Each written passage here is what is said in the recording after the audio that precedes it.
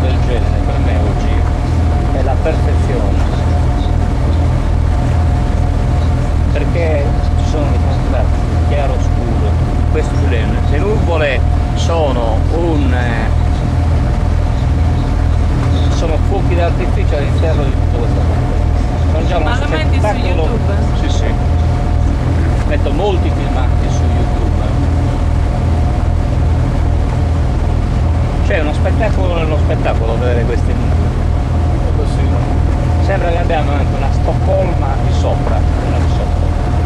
Ah, buttati con 130 euro per museo. Ah?